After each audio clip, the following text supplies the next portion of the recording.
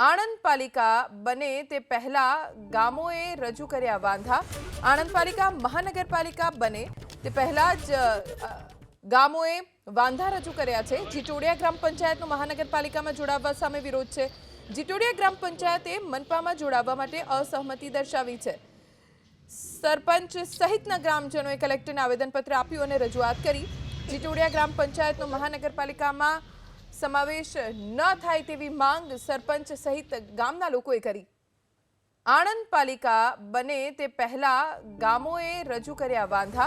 આણંદ પાલિકા મહાનગરપાલિકા બને તે પહેલા જ ગામોએ વાંધા રજૂ કર્યા છે। જીટોડિયા ગ્રામ પંચાયતનો મહાનગરપાલિકામાં જોડાવવા સામે વિરોધ છે।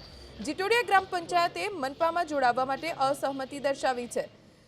સરપંચ સહિતના ગ્રામજનોએ કલેક્ટરને આવેદનપત્ર આપ્યું અને રજૂઆત કરી।